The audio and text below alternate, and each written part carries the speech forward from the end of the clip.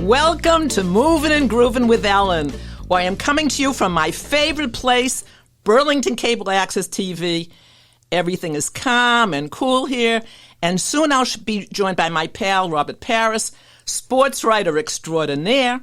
First, though, I shall be talking by phone with Jack Richardson, who is running for the Massachusetts House of Representatives. We have a lot to talk about, but first I just want to cover one issue that has been bothering me, and maybe I can be of some help to you too, because it's really, a lot of people have been coming up to me about this. They tell me how depressed they are because Trump is in the Oval Office. They just cannot get out of their slump and cannot envision his ever being ousted. My answer to those feelings are, of course, we are living in a very dark period in our American history. It is all so depressing to see our country in such an embarrassing situation and having lost so much respect around the world. I am so ashamed of the USA right now, too. We have fallen so low under this horrible regime, and you know, I feel for everybody. I feel for myself. However, I, for one, cannot let one demented person and his cult let me lose my zest for life. That is giving in to him, folks, and giving him so much pleasure, because for Donnie, making people miserable is so satisfying. I can't begin to tell you. It makes his day. Can you imagine working for him? I cannot understand how anyone can be in his orbit at all. So instead, I celebrate life every single day. I do everything I can to enjoy myself and to contribute to making our country better. I laugh a lot with friends and family. I go to as many parties as I can. One of the very best last week was my niece's bat mitzvah. She was fantastic, and she made me smile, and she did everyone attending this wonderful event. And also, BCAT is having a party this coming week, and of course I'll be there. And I'm very engaged in trying to get Democrats elected. Of course, this podcast is one way that I am doing that. But I attend rallies, I go to political events, as I did last week when I attended a wonderful get-together with State Senator Julian Sir, who will be a guest in this program within a few weeks. And I sign loads of petitions as well as making donations to candidates that I believe in, like the great Senator Markey, who was just endorsed by the Massachusetts Democrats at their convention in Worcester. If I can help you in any way in becoming engaged, please email me at ellenkagan@gmail.com. I would be so happy to hear from you, but you must keep on fighting for our democracy. You must stand up to Trump and challenge his crazy regime. Generations before us had it much worse than we are having it now. I mean, do any of you out there want to live during the Civil War? I don't think so. Or the Depression, or World War II. I know I do not. So with that said, guys, go get him. Don't be intimidated by him. He's a bully. He's a jerk. Go have a great time, fight for your democracy, and just enjoy life. Now, I would like to introduce you to Jack Richardson, who, as I mentioned, is displaying much courage during these trying times by running for the Massachusetts House of Reps, and who has also been endorsed by the Massachusetts Democrats at their convention in Worcester. According to his biography, Jack Richardson, a recent graduate of American University, is running for office in the 3rd Barnstable District on Cape Cod, which includes Bourne, Falmouth, and Mashpee. At 23, Jack is the youngest select board member in the history of Falmouth and has been working and organizing in politics, folks, get this, since he was 15 years old. On the select board, Jack has focused on helping working families, immigrants, and our environment. He led the passage of a 10% residential tax exemption, saving year-round residents an average of $400, banned ICE from operating on town property without judicial warrant, and was the deciding vote to block a project over the Long Pond watershed. Hi, Jack. How are you? Thank you, Ellen. Thanks for having me on. Thank you to you and Rob. Well, Beautiful day on the Cape. Oh, that's what I was just going to ask. I just came up, but I didn't know if it was still nice. So let me ask you, how are you campaigning? Because I know this is a big task. This is a big job that you're doing. Yeah, it's been great. It's a lot of door to door, having conversations with neighbors, right? Literally going up to their doorsteps. Yeah. We've already knocked over 1,500 doors since we announced this campaign. Oh my God! Yeah, and getting my steps in for sure. And the other one we've been doing a lot of. This is a very Cape Cod thing I'm learning. We do a lot of house parties. Right? 10 10, 20, 50 people all coming together, having a conversation. Fantastic. We had one last night at Seacoast Shores right in East Falmouth and McCoy. It was a great time. We had about 50 folks, and everyone had a different issue. But again, kind of to the start of your program, we're centering it around, it's about people and it's about community. Right. Yes, we have some huge issues happening right now, but we got to remember why we're in this fight, why it's so important we stand up in this moment. And getting around with a group of like-minded people, or even people who might not think eye to eye on a bunch of issues, I found has been really refreshing. Let me ask you, what do people say to you? What's on their minds during this time? Yeah, well, first is the question is, why are you doing this as a young person? Right. That's always number one. Right. To me, it's essential. It's my generation and the generations after me that are going to be most affected by the issues. Right. And then second, I think affordability is a huge issue. Median home price in Barnstable County is $850,000. Oh. That's a 50% increase from 2020. So wow. That's issue number one, because that impacts your workforce employment. That impacts your schools, your firefighters, your teachers. So that's really issue number one. But then an issue that this is really a huge issue across the district, but particularly in Mashpee, is wastewater. How are we going to clean our ponds, clean our estuaries? Right. And so those, I'd say, affordability, environment are 1 and 2. Yep. And then, of course, we have a vibrant Brazilian, Cape Verdean, Jamaican, Portuguese community here in the 3rd Barnstable District. So right. ICE is a huge issue, right. Which is why I was proud to, and I will always publicly support the immigrant community. And that's why I'm proud I passed the first policy outside of Greater Boston to officially ban ICE from town property without a judicial warrant. Fantastic. Now, what do you think you can do differently in the Mass State House as opposed to Falmouth? Absolutely. So I actually think it's more of a top versus bottom thing than a Democrat versus Republican thing. We rank as one of the least efficient legislatures in the entire country. You're kidding. The least effective? You say that again. Say that again. We rank as one of the least efficient, effective is another way to put it, legislatures in the entire country. Why? Do you have any idea why? I mean, one thing that kind of skews it, to be fair, is there's not many full-time legislatures. So they can kind of do the metrics by like days in session compared to things you do. So that kind of throws it off. So I'll give Massachusetts that. But I think sometimes we, as a legislature, we're a little afraid to take a stand. And I think that's so ironic because Massachusetts, we founded this country by taking a stand. Right. And then, and also,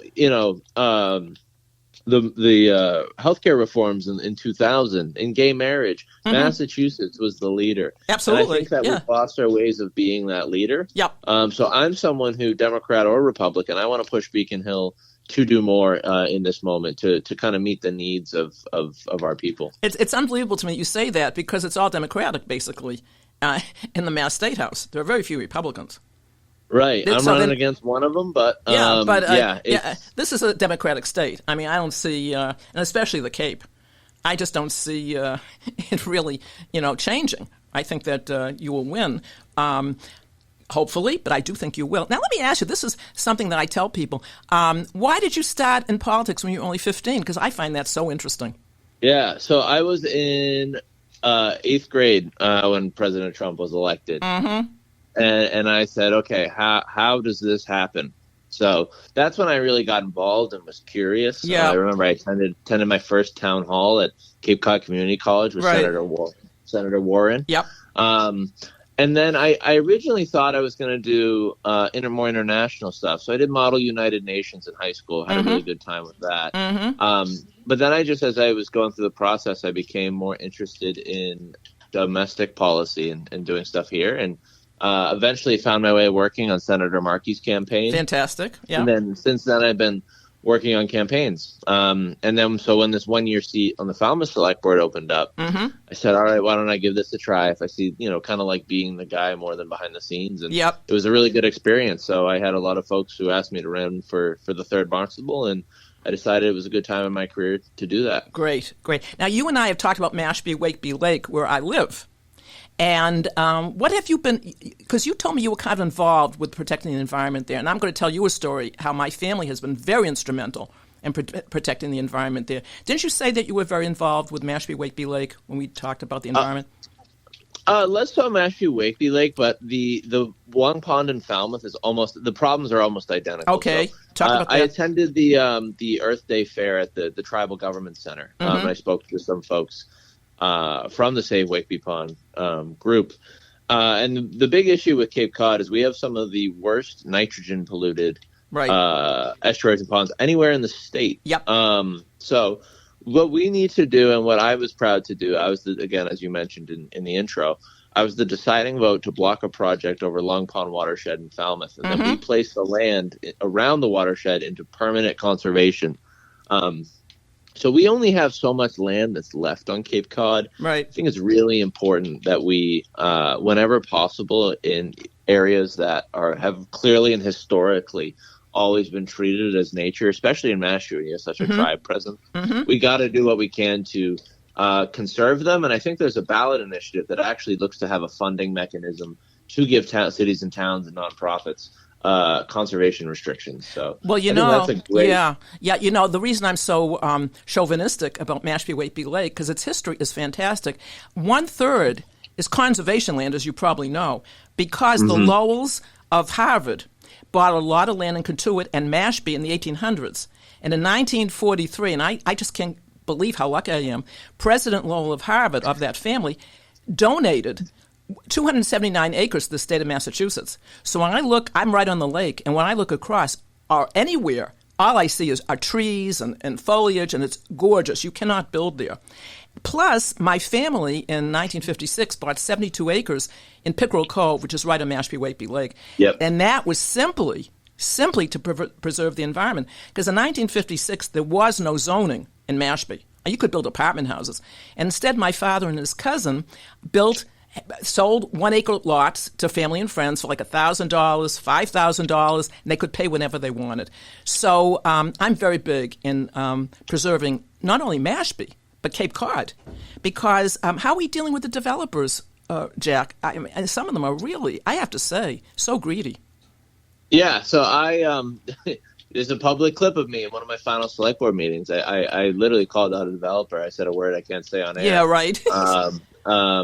About this is some of these, the way 40B, a law that had a lot of good intentions at one point, this law for folks who aren't familiar around affordable housing requirements, it's become way too friendly to developers who are doing the minimum amount of required affordable lots or units, and usually based on the area median income metrics, they're not even actually affordable. Yep. So I think there needs to be a change. I think Beacon Hill, a big problem is they prioritize almost like punishing cities and towns rather than providing more incentives. Right. Whether it be a real estate transfer fee or some way to make zoning a little easier to build density in areas that make sense, like the commons. Yep. There needs to be a change in the culture, because if you sue a town for not building affordable housing, and I do think our towns need to do more buy-in, but you sue them, I mean, that's not how you bring someone to the table. Yet, there are some towns on the Cape that I think, if you look at Kentuit, it's the same as when I was a little kid. You look at Osterville, same thing. I don't know how they do it, but they do it. Don't you agree on that? I mean, you just ride around and it's gorgeous. It's no building, no development. The other thing you think of, though, is what are the most iconic areas of Cape Cod? It's Commercial Street in Provincetown. Yep. It's Main Street in downtown Falmouth. Yep. The Mashpee Commons. These are areas of walkable, high-density, mixed-use commercial and residential.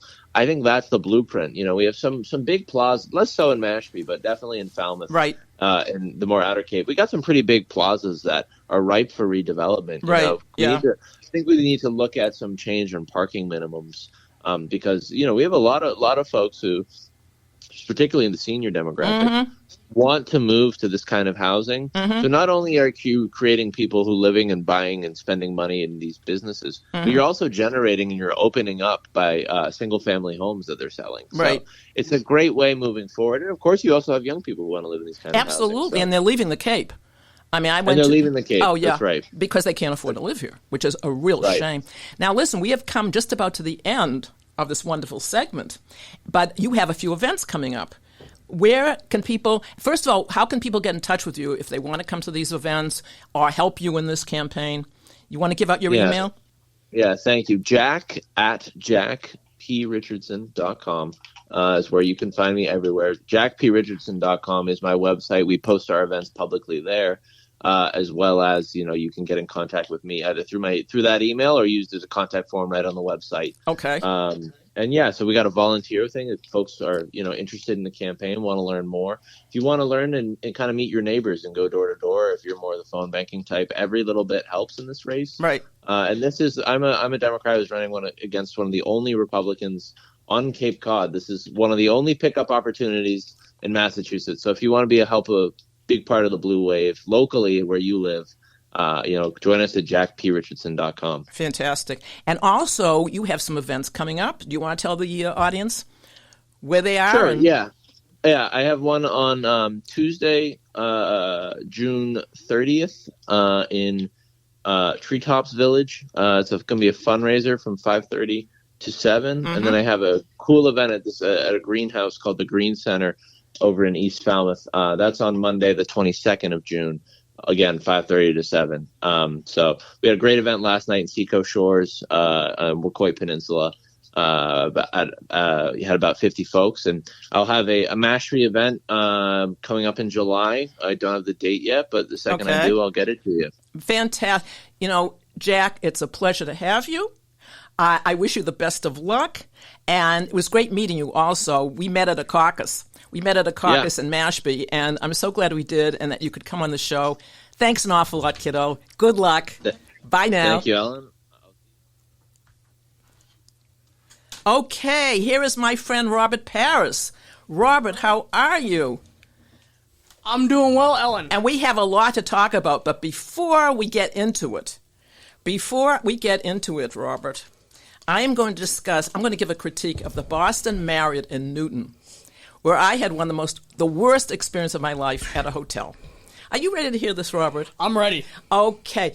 I mentioned that my niece had a bar mitzvah a couple weekends ago, and it was wonderful. But her mother reserved a block of rooms, as you do with these affairs, and we stayed there, and we had a brunch the next day. And when I called to make a reservation, I called by phone, and I spoke to a customer rep, and he told me that he would use my credit card just to hold the room. That's all. No money would be taken out. When I arrived at the and the cost of the room was $188.87. When I arrived at the hotel, they placed a hold on my bank account for $235.39. I have never had that happen, ever. And they were very rude. So I go up to the room. The phone wasn't working, okay? When I want to take a shower, there was no soap, and the guy told me to come down myself and get the soap. Can you believe this, Robert? Have you ever had an experience like that? I have to say that whenever I stay at a hotel, they take out $50 for incidentals. That's it. But not here. And so the next day, on Sunday, I settled the account and could not get my money back. And they kept saying, we released the funds, Ellen. No. Finally, I got a guy. He said, no, we can't release the funds. Get this one, Robert. Until everyone in your block of rooms that were reserved for this party pays their bill. Okay, that's not right. Robert. It makes sense. Have you ever heard of that? No. There's no way. I mean, as you know me, folks, I heard I made a funny sound here. I will not stand for this. So I wrote. Now, this is what you should do. If you ever come into a situation like that, you should never take this lying down. I mean, this is your money. $235.87. Excuse me. This is my money, and I want interest paid. So anyway, I wrote the CEO of Marriott down in Bethesda, Maryland. I wrote the general manager of the Boston Marriott in Newton, and I think there was one other person. I think the head of sales and marketing. Well, I also mentioned, and folks, this is always a selling point, that I would be talking about them on this podcast. Well, do you know in 1 minute I got my money back? I got my money back. Now, they also should have treated me to a dinner. They should have treated me to a dinner, which they did not do. So I cannot say enough bad words, folks. Enough bad words. Robert, are you listening to this? Yes. And you will never go there on pain of death, unless you have to. I mean, we know sometimes you've got to be there. But Boston Marriott Newton, I was so disappointed because the Marriott has such a good name. It really does. I mean, but not this hotel. So that is my critique for today. Are you enjoying that? He's laughing, folks. He's laughing, as he always does at me. But, okay, so now, Robert, you have a lot to talk about. Yes. I mean, what do you, I have a lot written down that you want to talk about, but why don't you just go for it? Start at the beginning. What do you want to say, Robert? All right, so back in the 90s, okay, not that beginning. Okay, sorry. No, okay. You had stuff. Now we'll start. I tell you what this is when I said to Robert, folks, and you won't be surprised. What is it you want to talk about? Well, it's summer, he says, and it's lobster, Ellen. So yes. Go for it. Let's talk about food, because it's getting these next couple days, wherever you're listening, it's going to be really hot in Massachusetts. And it's hot today, let me tell you. Definitely pool weather, definitely ice cream weather. Yeah, definitely. Yeah. And so, I'm going to switch gears. We're going to talk about ice cream really first. May I say one thing, folks? Yeah. Ice cream is my favorite topic. Go to it, Robert. Okay, so there is a place in Reading, North Reading line. They're technically in Reading, called Dandy's Ice Cream. Oh. And they've been open for 25 years this year. And every 25th of the month, they're doing a special. And I don't know what the specials are. It could be like buy one, get one free, but... They are incredible. They have a lot of soft serve there. They have strawberry chocolate, and it could be black raspberry. Like they have certain toppings, really, really good. Right. Yeah, and I'm sure they're going to get a lot of business today because it is warm out. Again, they definitely open. They open in March, which is like kind of like that snow rain sort of like belt.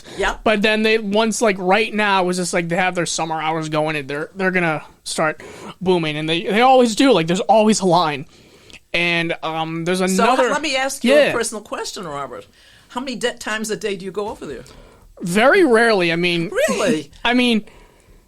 What? Robert, you go very really? And so this is depressing me, Robert. This is so depressing. I mean, me. if I'm going there, if I'm like passing by, I mean, I don't really go over there often, but if I want to go there, I definitely can. Mm-hmm. Probably like either a Friday night, Saturday. Well, how would you do? You walk over? Or you... So, definitely drive over. It's in Reading. So, okay. If I be walking there, I'll be like on the sidewalk like a pancake because it's a very far walk. Yeah. Very far. By car, maybe 15, 20 minutes, because I go like the back roads, stuff like that. All right. I'm off the highway, and there's like a back road to it. Mm-hmm. Like you park your car, there's always a line. Definitely this time of year. Yeah. And it's like they have so many options. I mean, they have great sundaes. Everything's great there. All right, let me ask you a question, because down the Cape, the ice cream, if you go to one of these places, it's so expensive. I mean, do you know last year at Four Seas Ice Cream, which I used to love, in Centerville, $10 for a regular hot fudge sundae. Excuse me. $10. And this is normal. Smitty's is the same. Smitty's is a big one on the Cape. What about, have you heard Sunday School? Yes, and I'm sure it's the same. Yeah, so there was a woman, an older lady, way back. I'm saying like 20 years, before when I lived in Revere a long time ago when I was a little kid. She lived right next door to us, and her cousin owned Sunday School. I don't know if they still own it, but... It's very... She used to bring, like, little samples and stuff like that, so it was good. Well, all I know, they do have a great reputation. But on the Cape, it's in Dennis, I believe. And I'm hitting a keys, guys. Robert's looking at me like, Ellen, what are you doing? You're going to erase the whole show, for heaven's sakes. Are we okay, Robert? Yeah, we're okay. We're still recording. And we're still recording because, Welcome to Moovin and Groovin with Alan. So we are going to stop that. Yeah. And we're going to record on this, which kind of like our main thing. Yeah. So what we're going to do is we're going to keep going, and we're going to keep going. We're just going to keep going, we're going to keep going. There's always things happening at BCAT. So we're just going to keep going. So actually, I'm just going to move. I'm going to move this ahead. Probably towards like me. So that I don't erase this whole show. Yeah, because Jack Richardson was a great guest. Don't you agree? He was. And I don't want to erase him. Because I'm like, I see your elbow hitting it, so it's probably affecting it. But no, we're going to keep going, folks. So sorry about that little glitch there, but... Oh, my God. But anyway, these Sundays are $10 and more. I mean... This is not for me. This offends me terribly, really. I can go and get a Ben & Jerry's ice cream for $3.99, when they have sales and Stop and Shop. Those are really good. And they're really good. Our Huggins does, but all right. So now we have to get on your second favorite topic. Lobster. Lobster. Oh my God. I actually have not had a lobster roll this season yet. Oh my God, I have. Well, let me tell you something. We talk about lobster salad sandwich. Stop and Shop makes the best lobster salad sandwich. For me, it's enough. $9.99. Now Pretty good. is That's pretty good. This is what else they do, folks. I mean, I can't believe it. They will cook lobster and they will sell it cold for $5.95. A full pound of lobster on sale. Delicious. And then I just heat up my butter. I get a corn on the cob. Ooh. And what is more delicious or more fantastic? I mean, there is nothing more. So, yeah, there's nothing like the summer and corn and lobster and so forth. Right. But Sounds good. So where do you go, Robert? I mean, I know you eat out a lot. I mean, there's a place called Anchor Pub. I haven't been there in years. Mm-hmm. There's a place like in Essex called like Blue Marlin. That's good. Yeah. There's another place that has a really good lobster. It's why am I blanking right now? This is yeah, that's okay. But remember I've been saying how I love Seafood Sam's in the Canal and Sandwich. Well, I've been there twice this year. Very disappointed. Oh. And I thought it was just because I had a cold or something. And sometimes your taster is off. But I've been there twice, and the second time I definitely do not have a cold. so blah. Very blah. And No seasoning, not an ounce of seasoning. Nothing. I got the first was fish and chips. That's cod. Yeah. Or halibut, I don't know. Cod. And the second one was popcorn shrimp with French fries. Guys, there was no taste. And then I was over at Bobby Burns the other night with a friend, and I was tasting the French fries. Fantastic. So I don't have nothing to do with the cold. They were so good over there. So all I can say is that I feel bad because I love the people there. I love the venue. Right. We're overlooking the canal. Yeah. And it's very informal. It's really great. And you say to yourself, what's happened here? Right. Because last year it was great, Robert. It Yep. really was. All right, continue. Oh, and I do want to make one more recommendation. There's bowling lanes over in Mashpee Commons, and a friend of mine told me the pizzas there are fantastic. He says they are totally, it's called Bowling Lanes, I think, over in Mashpee Commons. You'll find it easily. It's near Panera on that side. Fabulous, he says. I haven't tasted it, but I will. So good. So anyway, continue, Robert. Talked about lobster. Yeah, I know what you wanted to talk about. You wanted to talk about the end of year festivities in Burlington. Yes, so the class of 2026 has graduated on June 7th. I was there to do the all-night grad party at night. I was there to do graduation. Was it fabulous? Yeah, it was. Originally, there was going to be indoors, but I mean, like, the weather, if you looked at the weather last week at this time, they said Sunday was going to be a washout. Right. And from up here, it wasn't. It was just overcast. Sunday was gorgeous. I was in my lake. I know. Was swimming the whole week it was just like, fabulous. yep, it's going to pour. I'm like, no. I'm just like, okay, I'm glad they had it outside. Well, may I say something to you about meteorologists? And I say this all the time. What is wrong with them? A lot of them are making, what, $800,000 a year, $1 million a year? And I look out my window, I have the answer. Yeah. You know what I'm saying? And looks good outside to me. I was swimming all day Sunday. It was nice out. I was lying on my mattress in the lake. I was lying in my chaise lounge. I mean, excuse me, there was no rain. No. It was gorgeous. Yeah. So, I mean, there was some rain later at night, but but not during the day. Right. It was fabulous. And that's what they were saying. Like all week, just like first, like last Friday, it's just like it's gonna be. Yep, we still see those rain clouds coming. It's just like Sunday came. I saw sun. I'm like, what is going on? It's gonna be a washout. They have you on the edge of your seat the entire week. They definitely had me on edge of the seat. I was like, I don't know, it's gonna rain. I know it's gonna rain. So it's just like it didn't. Excuse me. And you know where I live. Right. And I discussed it with Jack Richardson. I live in Mashpee Wakeby Lake. Folks, this is the most pristine, gorgeous place in the world. And one-third is conservation land. And there I am lying in my mattress on the lake on Sunday thinking, Ellen, this is it. This is the life. And I felt like calling up these meteorologists saying, hey, what's wrong with you? What is wrong with you? All right, now we've covered that. You had more you want to talk about. Well, we have a party coming on Monday. Yes, our annual meeting. You will be there. I will be here, and which is unusual because I'm coming up from the Cape. Yeah. But guys, you're my buds. Yeah. I cannot not celebrate with you. I mean, it would just be so depressing for me. Well, we will have Lakashas. Oh, Lakasha. And you do love Lakashas. I do, and so do you. Yeah, I do. And Lakasha's right up the street, folks. If you want corned beef sandwiches, if you want great dinners, great pastries, whatever, go to Lakasha. If you live around here, I mean, if you're living in the Cape, Yeah, it's definitely a hike. But it's definitely a hike. If you're coming up here for a reason, definitely go there and check it out. You definitely. I don't so think, yeah. now that you mentioned this, and I want to. Yeah. There is a place in Natick. I think there's also one in Brooklyn called Zaftig's. Oh, yeah, Zaftig's. I wanted to stop that really quick. I wanted to go there last summer, and I forget why I didn't. Right. And it's just like, since you mentioned, like, no, they have like corned beef. It's great. I want to go there. So like maybe there's like a day trip over the weekend or during the summer. I'll go there. Yeah. It's right opposite Natick Mall.